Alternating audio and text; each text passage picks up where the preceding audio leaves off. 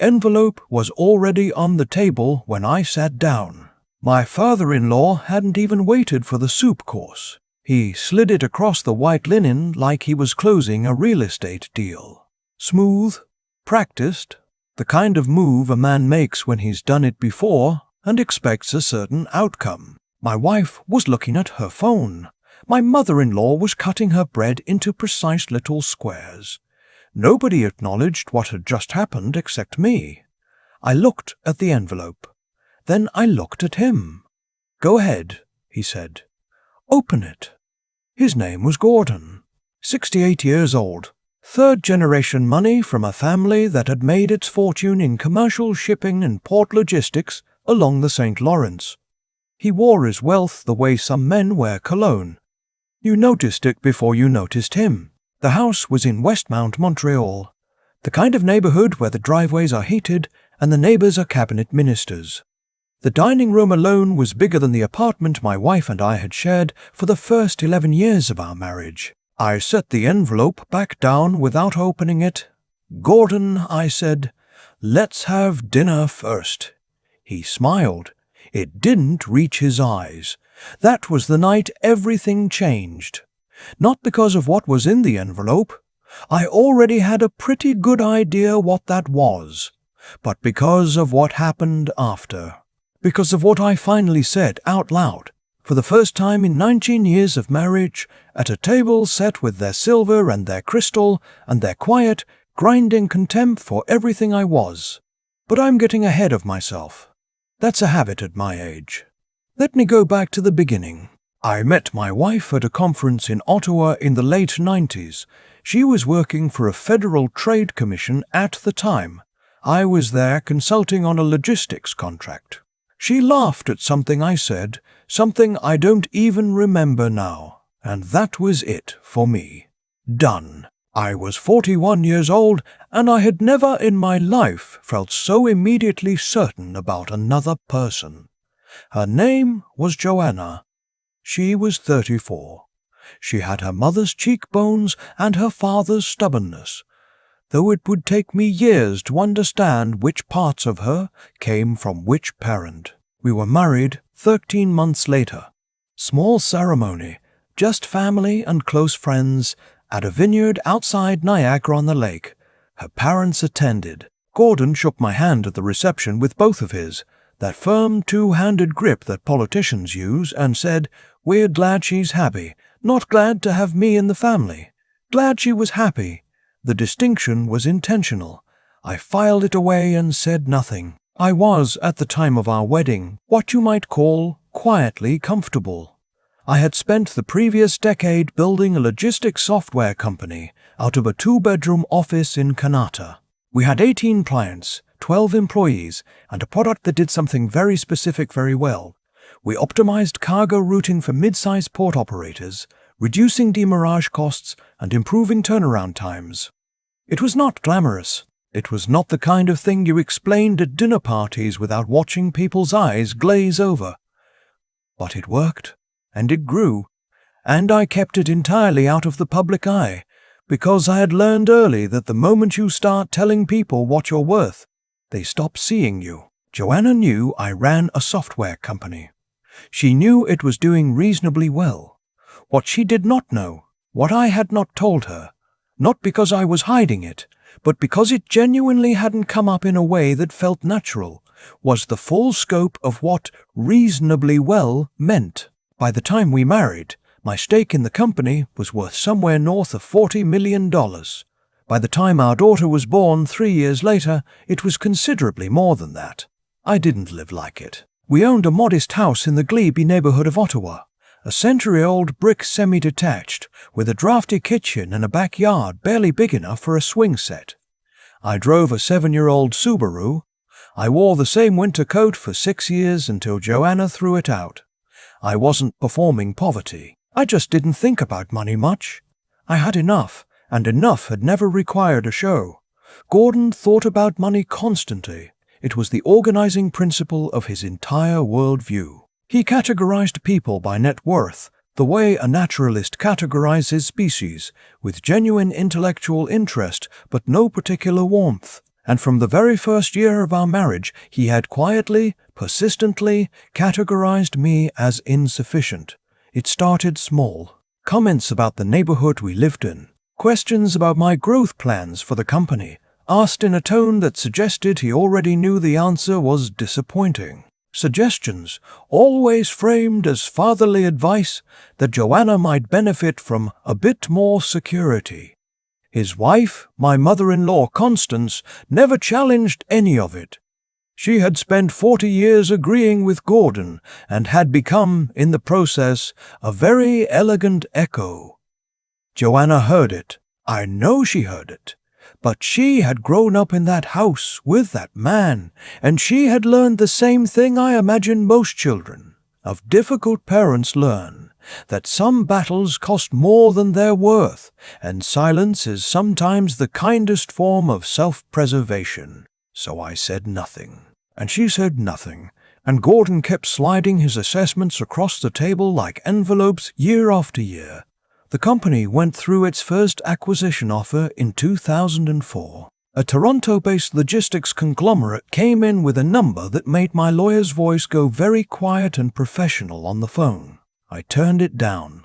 The product wasn't ready. More importantly, I wasn't ready. The second offer came in 2009, after we had expanded into port operations along the Pacific coast and signed a partnership with a Vancouver-based shipping firm that changed the trajectory of everything. That offer I considered seriously. I brought in an advisor, restructured the ownership, and declined again.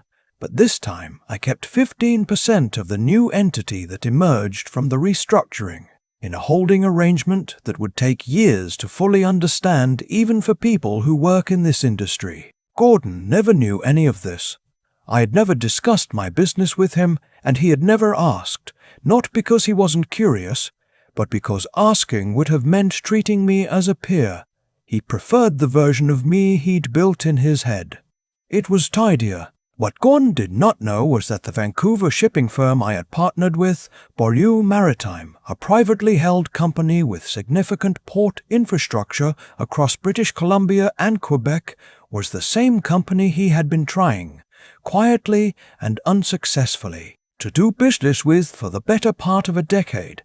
Beaulieu's controlling family had a long memory and a strong preference for partners they trusted. Gordon had burned that bridge somewhere around 2001 in a contract dispute that I only heard about years later, second-hand, from someone who had been in the room. I had not engineered this. That is important to say. I had not built my relationship with Beaulieu Maritime in order to one day hold it over my father-in-law's head. Life is not constructed that way, regardless of what revenge stories on the internet would have you believe. I had built it because it was good business, and because I liked and respected the family, and because the product I had spent 10 years building genuinely solved a problem they had. But by 2019, through a series of equity conversions and reinvestments that I will spare you the details of, my stake in the restructured Beaulieu-linked entity had grown to something I still find difficult to say out loud without feeling slightly absurd. The valuation, at current port asset prices and the company's most recent private financing round, placed my holding at just over $2 billion Canadian. I told no one. Not my accountant's assistant, not my golf partners, not Joanna.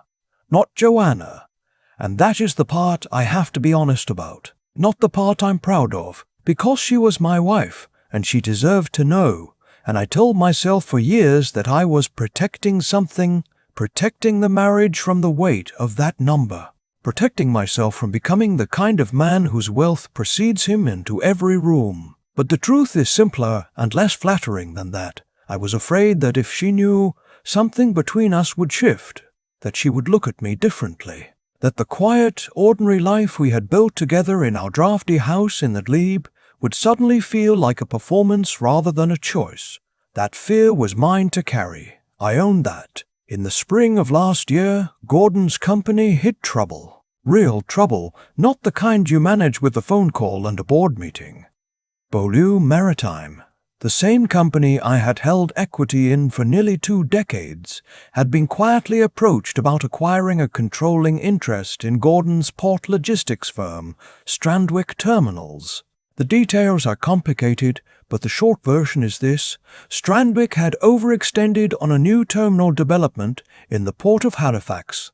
The financing had gone sideways, and they needed a strategic partner with deep pockets and port infrastructure experience before the next fiscal quarter. Value was interested. Their acquisition team had done the preliminary analysis, and somewhere in the due diligence process my name came up. I found out through a phone call from Beaulieu CEO, a man I had known for nearly 20 years, whose father had trusted me when nobody else in the industry did.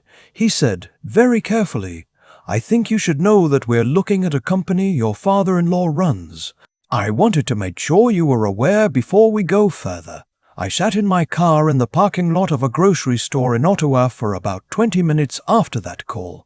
The autumn light was doing that thing it does in October, low and golden and a little melancholy. I watched a woman load her trunk with shopping bags.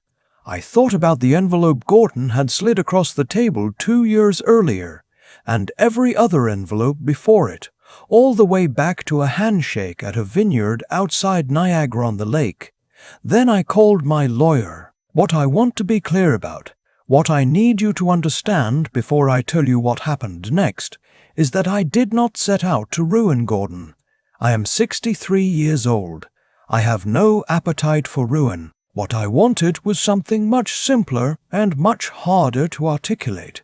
I wanted the truth to be in the room.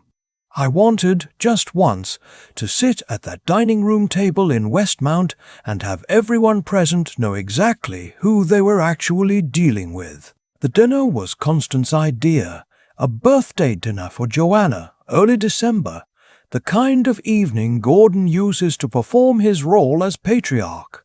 Good wine, catered food, the good silver out. My daughter was there with her partner. 2 of Gordon's business associates had been invited, which I found interesting. It suggested Gordon had something he wanted to announce, some piece of good news about the Beaulieu acquisition that he was planning to leverage for maximum effect. He didn't know I was going to be there in any other capacity than son-in-law. I had told Joanna the week before.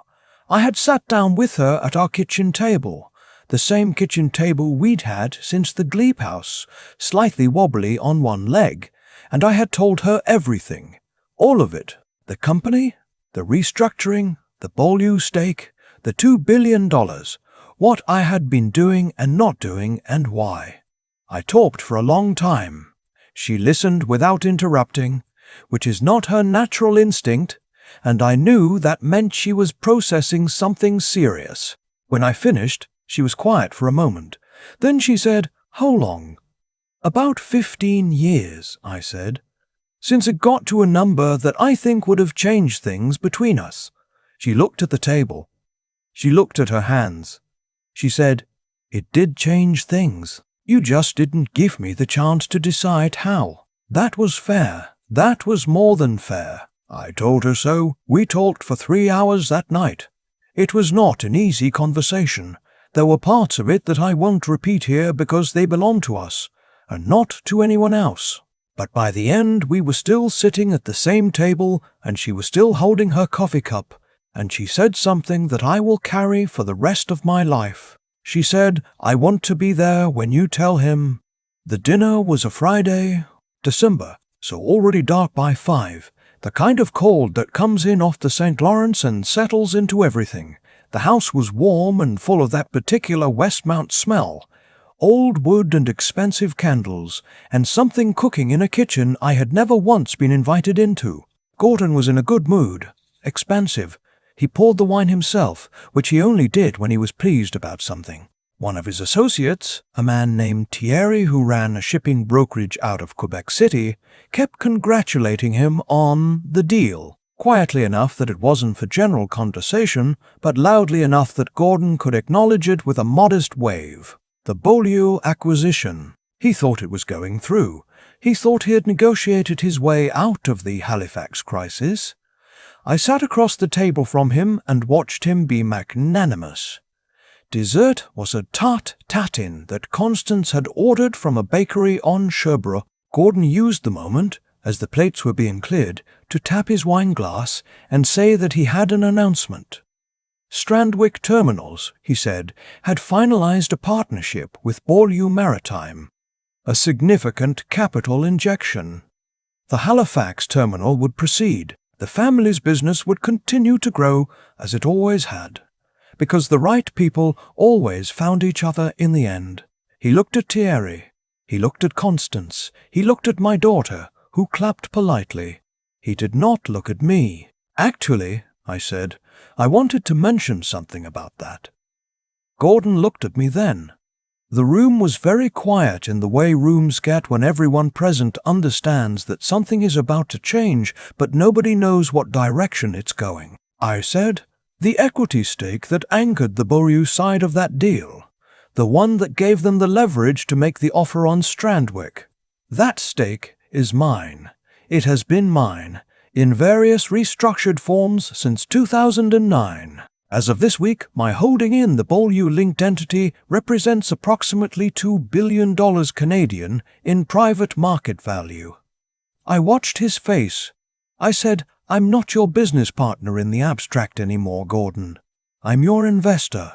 The partnership your lawyers finalized this week puts me, structurally, in a position of significant influence over the direction of Strandwick. I wanted you to hear that from me, at this table, before you heard it from anyone else. The silence lasted a long time. Thierry put down his fork. Constance looked at Gordon. Gordon looked at me, and for the first time in 22 years, I saw something in his face that had never been there before. Not shame exactly.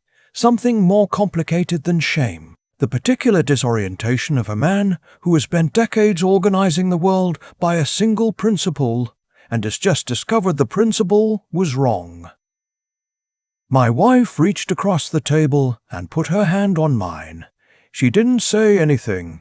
She didn't say anything. She didn't need to. I want to tell you what happened after, because I think it matters, and because the story doesn't end at the dinner table. Gordon did not rage. I had half expected him to rage. Instead, he asked, in a voice that was quieter than I had ever heard from him, whether we could speak privately. We went to his study. Dark wood, framed maps of shipping routes, the kind of room that announces itself as serious, and we sat down, and he said, How long have you known about the Strandwick situation? Since October, I said. And you didn't say anything. I'm saying something now. He was quiet for a moment. Then, why didn't you tell Joanna? Years ago. That was not the question I expected. I told him the truth, that I had been afraid, that I had built something real with his daughter, and I was afraid of what money does to real things, that watching him, year after year, use wealth as the primary instrument of his relationships.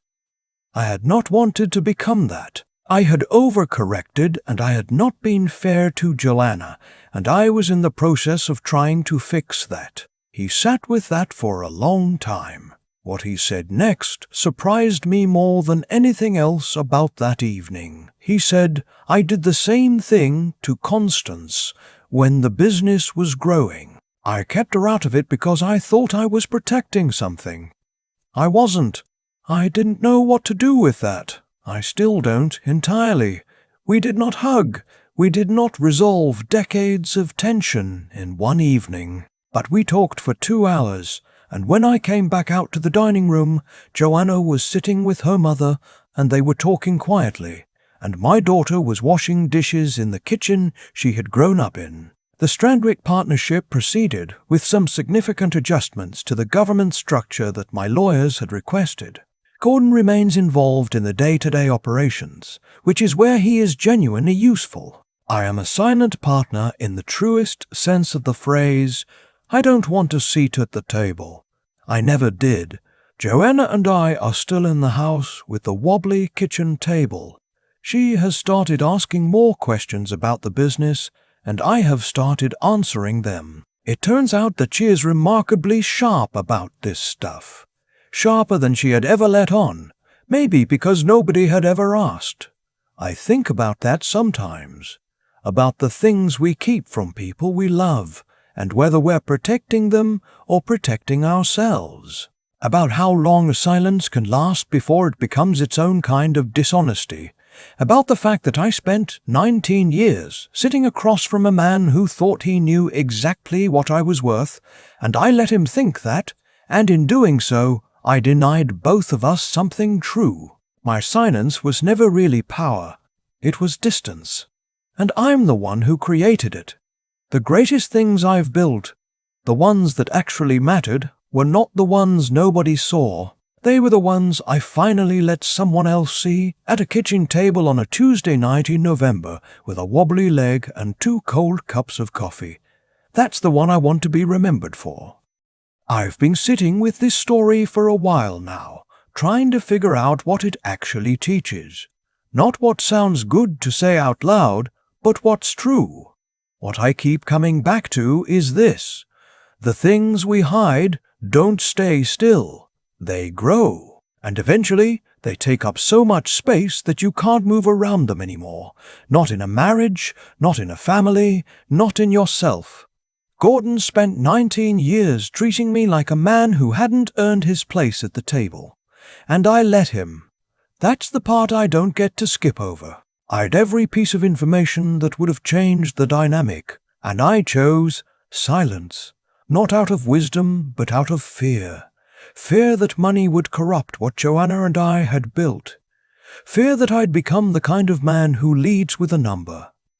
I told myself I was being principled. But there's a difference between principle and avoidance, and I confused the two for a very long time. What eventually forced my hand wasn't courage. It was circumstance.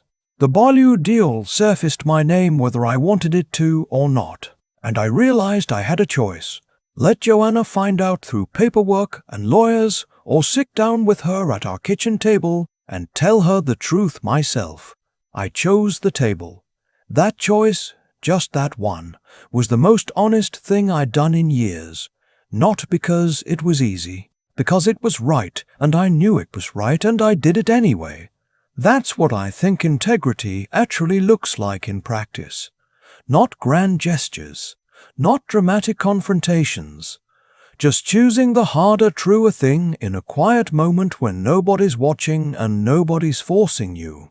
The intelligence part, and I mean the practical kind, the kind that serves you in real life, that came from understanding that what I built had value precisely because I hadn't built it for show. The product worked. The relationships were real. Beaulieu's family trusted me because over 20 years I had never once asked for more than I'd earned. That kind of track record doesn't happen by accident. It happens because you pay attention, you think long term, and you understand that reputation is built in small, consistent increments that nobody notices until they add up to something that matters.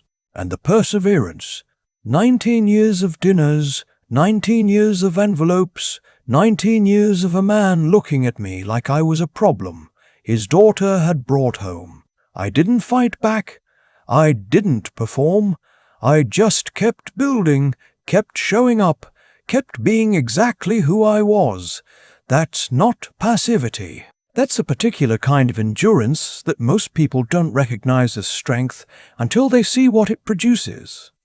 The hardest lesson of all of this, the one I'm still learning, is that the people we love deserve the full truth of who we are. Not the version we think will protect them.